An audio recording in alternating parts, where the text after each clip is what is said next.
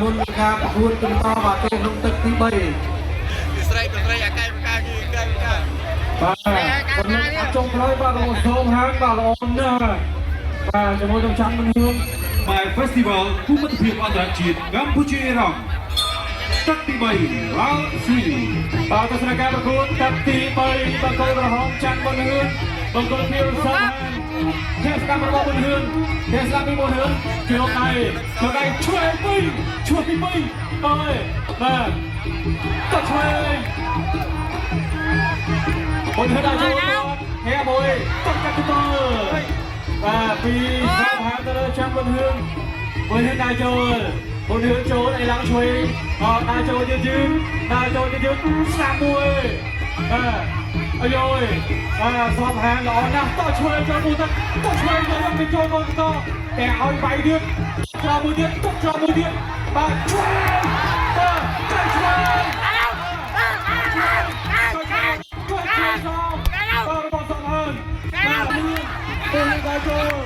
លដល់ចូលទៀតបាទសំហាងរៀបថយមកទៅឆ្វេងដល់ជាប់ទីហើយក៏ចាំមុននេះនៅកណ្ដាលចូលមួយបាទចាំមើលដល់ចូល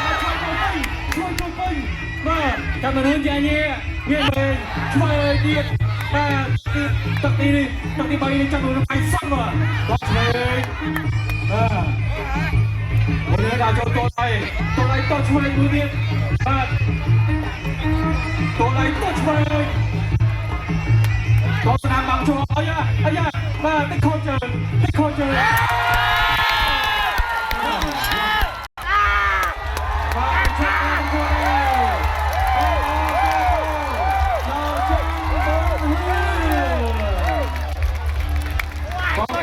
ស្រែកតាមខ្ញុំណាបាទយើងស្រែកគុណបងប្អូនស្រែកខ្មែរអូខេអត់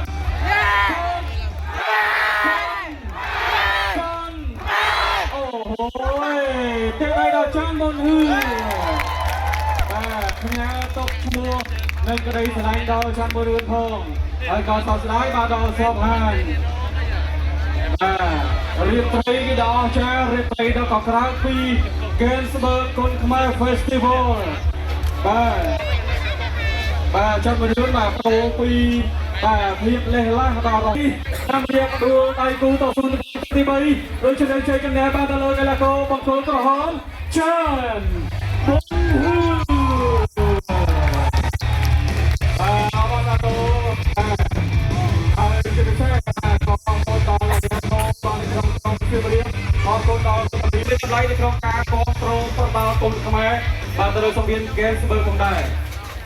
បាទយើងនៅវិញបាទកម្មវិធីរបស់យើងក៏ឈានមកដល់ទីបញ្ចប់ផងដែរបាទក៏សូមក្នុងការថាបញ្ជាក់ជូនបងប្អូនមួយទៀតបាទកំភ្លេចនៅថ្ងៃស្អែកនិងថ្ងៃស្អែកបាទលោកកសែបាទយើងគឺមានកម្មវិធីរំលឹក